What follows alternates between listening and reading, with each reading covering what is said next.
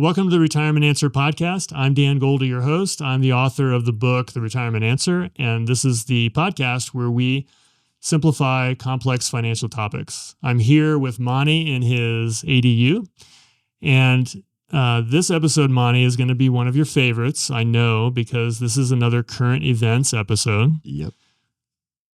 Where do you want to start? Well, I think we're going to call this one the Silver Siege, right? That's a good name. And I think people can kind of extrapolate what we mean when I say Silver Siege. It's about fraud. And I did not know this until Dan did the research and we started looking into this. I don't know. Well, it's unfortunate we can't have people actually guess and send us the guesses because I want people to guess how much money there is in committing fraud and ripping off elderly people over 65 in this country. Well, I'd say let's give people two questions to think about before we tell them the answer. What percentage of folks that actually get ripped off, that have an unfortunate encounter, what percentage of those folks actually report their experience? Those are the two questions that were very surprising to me, both of them. I was shocked, actually, when I looked at that. I was shocked. This is not a cottage industry. Can I give them the numbers? Give them the numbers. I'm excited. Okay, here we go. First of all, only about 5% of people ever report it. And for that 5%, if we do the numbers, for 2024, it's $4.9 billion. So if you extrapolate that out, multiply it by 20. Multiply it by 20, that's a $100 billion industry.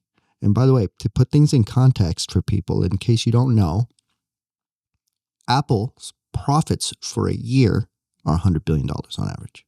So that ought to tell you how much motivation there is in doing this kind of frauds and scam. And it's going to get worse with AI. I think it's going to get a lot easier to do. Mm-hmm. It's going to get a lot cheaper to do. And we're going to get into the meat of it here, but AI is going to be better at it than normal people will be, at manipulation and all the rest of the things that go into fraud. But let's get into the meat of it, Dan. Well, so as you said, this is a huge industry, and what's really sad to me is that it's the retiree population, people over 60, over 65. Those are the primary targets of these scammers. And the reason is because, well, there's two reasons. One is that's where the money is. Older people have the money that's available to be scammed and taken. And the second is that as you get older, you tend to have, less ability to be able to detect this stuff from happening.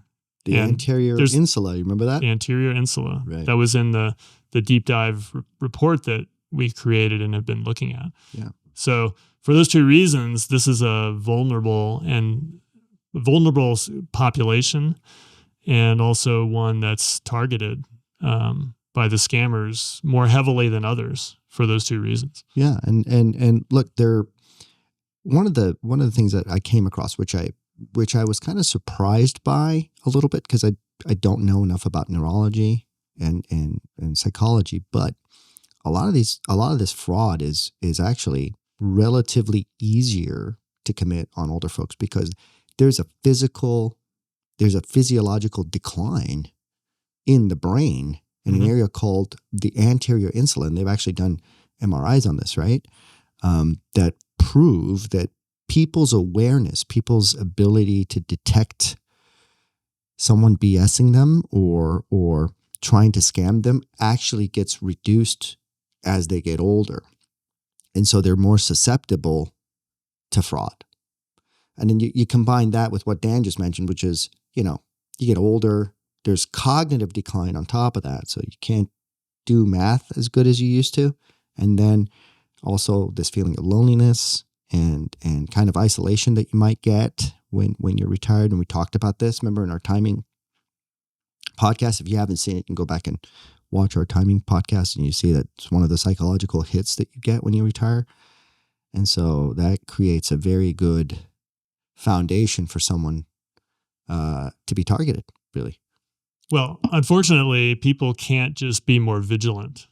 I think that probably helps. And, listening to a podcast like this and maybe sharing this information with a loved one, maybe a parent or someone who's already retired and vulnerable, or if you yourself are in that age category, then understanding this information is very helpful. But you can't just rely on being vigilant or being educated about what the scams look like, because they're not targeting your ability to be smart about things. They're targeting psychology. And we're all human beings, especially as we get older, our brains change a little bit. We can't change that. We're vulnerable. We're all going to be vulnerable. So, we have some things that we do as advisors for our clients that are designed to for them not to have to be more vigilant or what have you. And so some of those things are, for example, putting verbal passwords on accounts where, in our case, we usually use Charles Schwab as our custodian, where Schwab will allow an account holder to have a verbal password applied so that anytime anyone contacts Schwab, including the client, they'll ask the client before they'll do anything or divulge any information or follow any instruction. They'll say, "What is your verbal password?" So you have to pick a good one that you'll remember, but whatever it is, that's at least one additional layer of protection. That's one thing that we do for everyone. We also encourage people to give us a trusted contact person, someone that we can call or communicate with if we see something in an account that doesn't look quite right for any reason. And so we encourage everyone to do that. Most of the clients that we work with now have given us a trusted contact person. They've also, I think, done these verbal passwords. And you guys also have actual monitoring of people's accounts, right? Like you guys, because you're an advisor, you actually provide that service, right? Where of course. Actually know what the behavior of your, so it's much more personal than something like a Robinhood account where you're just dealing with some automated, back-end server. There's actually a person looking at the behavior, right? And monitoring what you're doing on your account. I do think that's a benefit of having an advisor. Something that a lot of people don't think of is, okay, the advisory firm, like in our case, we look at it every day. We get daily, feeds on transactions and things in accounts. So if there was something strange going on, I think we would see it quite obviously, because it would be a transaction that we didn't place. And so we'd contact the client and say, "Hey, did you place this trade, or did you do something?" I think that's a huge benefit. That's a huge benefit because rather than relying on some automated framework to figure out, hey, is this behavior correct or not correct, and informing you, you have somebody actually being vigilant about what's going on in your account. And given the propensity of these frauds, this kind of fraud is, I think it's important. What's interesting to me, I think, when reading this stuff was the various ways. What really caught my attention were the numbers. First of all, only 5% of people report the thing, and that is like shocking that only 5% do. I would fathom because it's embarrassing, right? People are sometimes in cognitive decline. They don't want to admit what they've done. Probably doesn't look good to your spouse or your kids when you do stuff like that. But also the amount of money, the sheer amount of money. I mean, we're talking about like the GDP of a small country. $100 billion, that's no joke, right? So there's a huge incentive for people to do that. And I think with the advent of AI, this is just going to get worse and it's going to become more prolific. Well, one thing that we should mention, which was in our study materials, is that another reason that the scammers target the older generation, the retiree generation, is that they're actually much more polite. They were brought up to be much more polite than younger generations. And because of that, they'll actually talk to the scammers. Scammers have an easier time communicating. If you get a cold phone call from a scammer, and you're an older person and you're part of this polite generation, you're more likely to allow that person to talk and to feel like you should accept the call and this kind of thing. So that's yet another reason why that generation is targeted. Yeah, and our research as we were looking at this stuff, it became kind of obvious. Like there's really two categories of being duped, really. One of them, and they both kind of require the fraudster to actually do the initial comms. The fraudster actually reaches out to someone, right, and then pretends to be someone else. And the most prevalent and the most dangerous one is pig butchering. It's known as pig butchering. Dan, you want to give people a rundown of what pig butchering is? Well, this is where the scammer builds a relationship with the targeted person. And it might be a romantic relationship. It might be some other type of connection that they establish. And in fact, what we were reading is that one of the characteristics of this type of scam, which I guess comes mostly out of Southeastern Asia, is where they give you some money initially. They let you have some wins or something, whatever they're trying to do. Maybe they're trying to pitch you on some investment scheme that turns out to not be real. And so they'll give you some money, some returns that you're then proud of. And maybe you tell your... So let me give people an example, right? So here's a good example. You're sitting at home, you're lonely, you're, 70 something years old, you've retired, you get a phone call.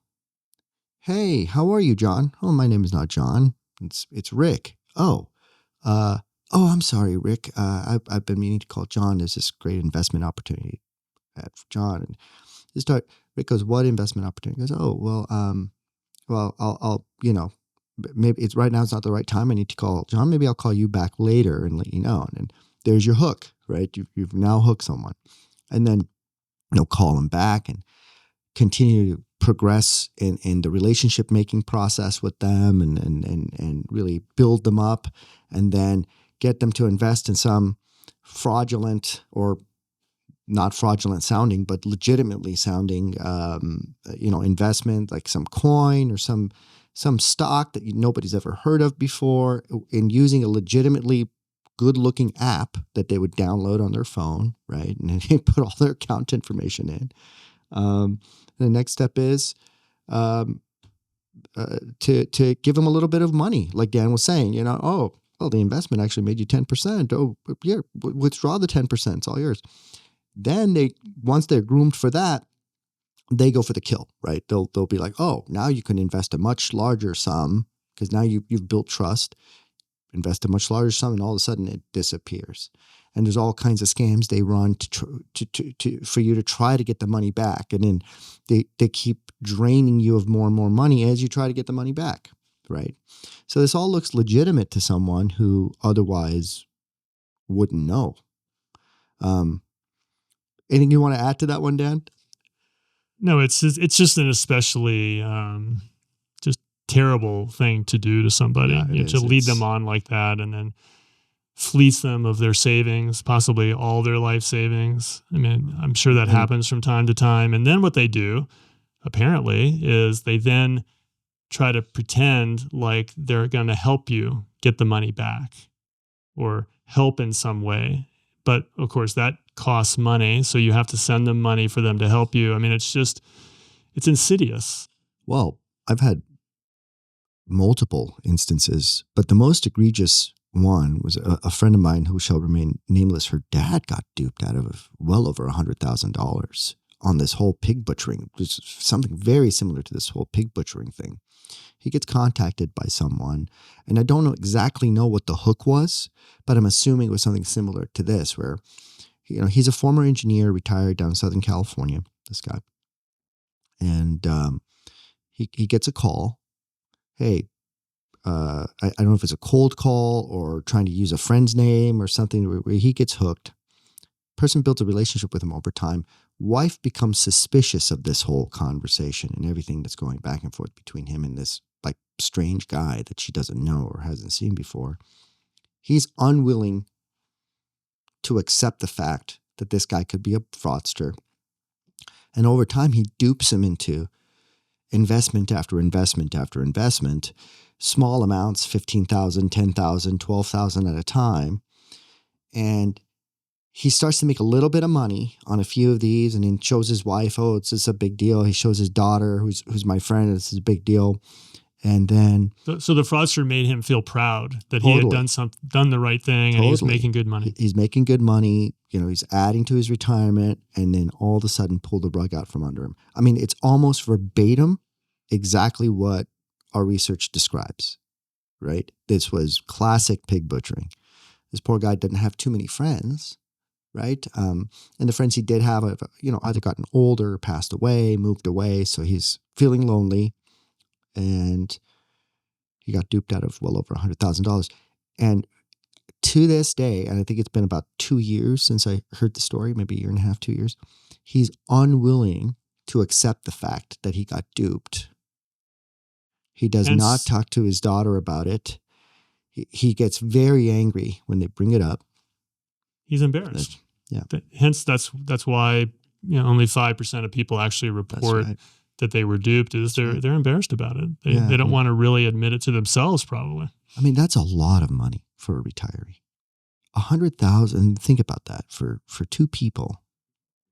$100,000 is a lot of money when you're not making consistent income, and it breaks your heart. But that's why we're doing this podcast. Yeah. We're hoping everyone watching will just be aware that this is happening. I mean, this is not a small industry. No, it's not. It's not a cottage industry. I mean, this is $100 billion industry. This is Apple level profitability. This is no joke, right? The other thing I wanted to bring up is this whole the phantom the hacker scenario, because that's another one I've got some personal stories about. You want to tell people about the whole phantom hacker thing? Well, the phantom hacker, that's another insidious one where someone will call, typically an older person, and try to convince that person that they've been hacked. And not only that, but that the person calling is going to save them and fix the problem. But of course, they're not. They're actually using this fake story, to get personal information from them. I think you probably know more about this than I do, working in technology. Yeah, I mean, I've seen this time. It happened to me. I was telling you about that. This actually happened to me about a month ago, and I was just working, and all of a sudden I see my phone ring with Google as the caller ID. And I was like, well, why would Google ever call me, right? There's no reason for Google to call me, but let's just answer this for fun. So I answer it, and this very professional, very well-spoken guy on the other side. Yeah, we've noticed. By the way, you're not in Germany right now, are you? It's like, no, I'm not in Germany right now. Oh, someone has access to your Google account from Germany. Like, as if Google would care that anyone access my account from Germany, or there's a 100% way to know this stuff. And by the way, I only know this because I've been working in and around computer software and computer security for 25 years, 30 years.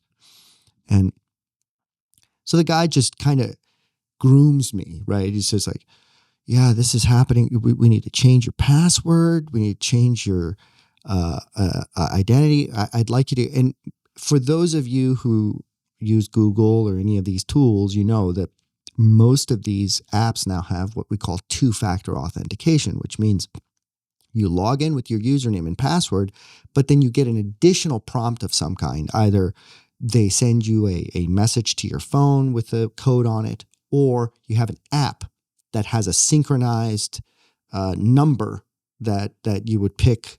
An authenticator. An authenticator app is what we call it. And that synchronization is, a match with the server, and you pop in the number. And so this guy was even smart enough to try to get me around that. He's like, yeah, well, we don't have access to change your password, but I'm going to assign you this temporary password. And then when you get the prompt from the authenticator, well, it wasn't Google Authenticator. It was actually just a message with a code. I want you to pop this in for the password. He's basically changing my password. He's actually trying to get me to change my password to what he wanted me to change it to.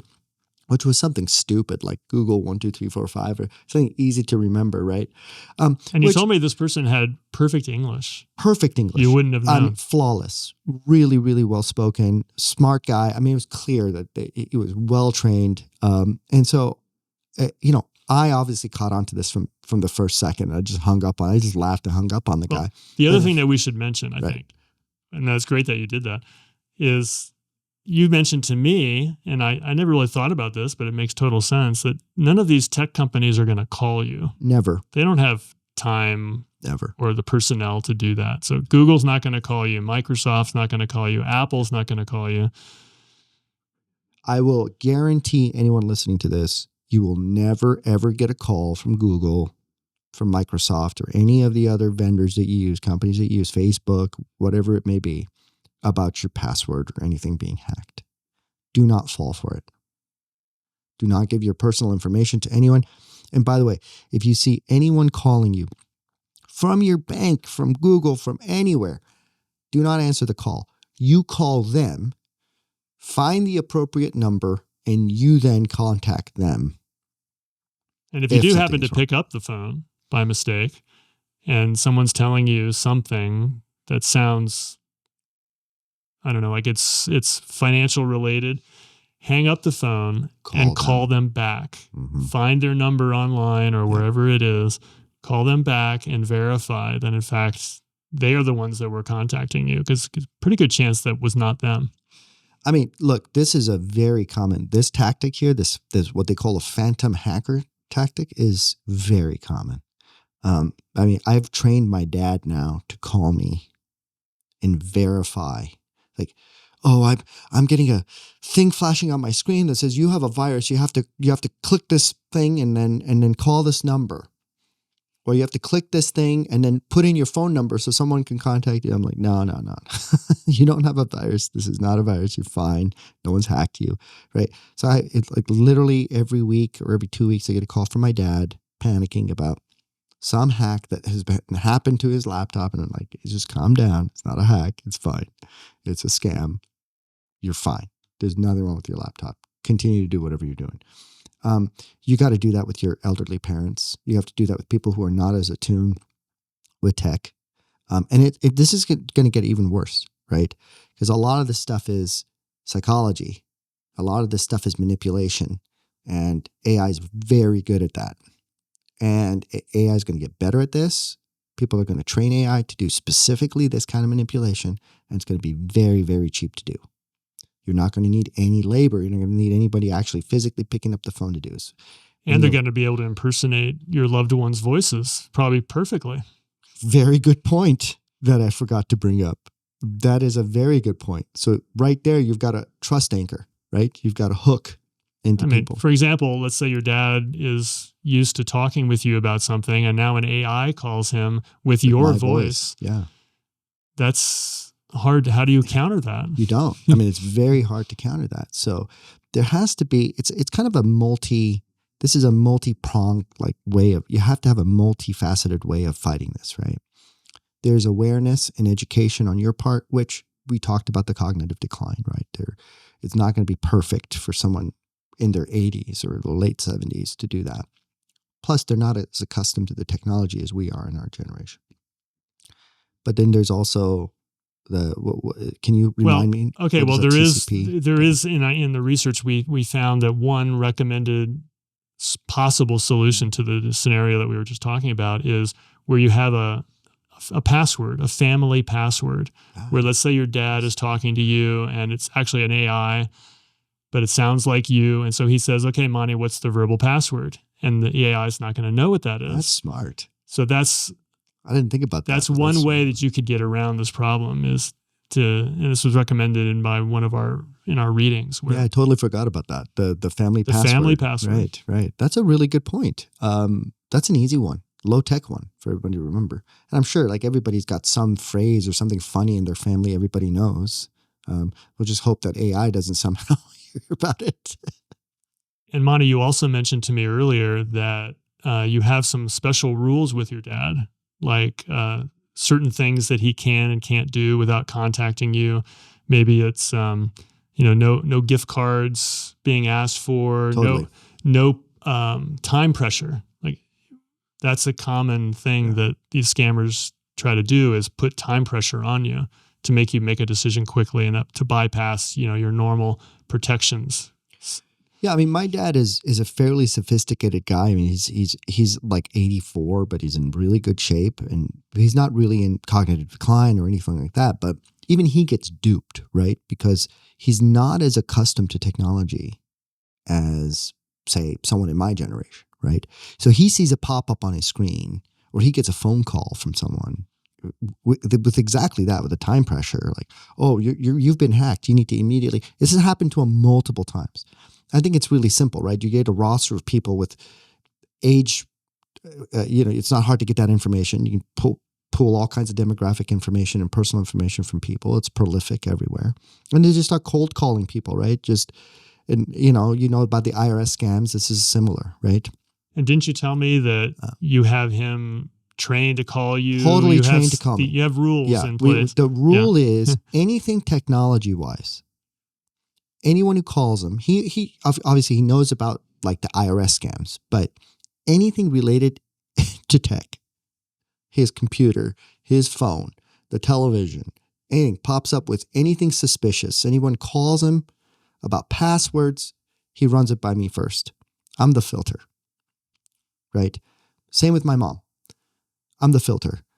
My mom's pretty good. She's a little bit better at picking up the signals about this, but he's kind of on the fence sometimes. And so he calls me because, like you said, they give him time pressure. Whenever they call or whenever he sees these things, there's just like this immediate, urgent need to fix something. And he freaks out. He's freaking out about losing his files. He's freaking out about losing all of his, browser information, all the bookmarks that he has, because he spends a lot of time. He's a prolific reader, so he's online all the time.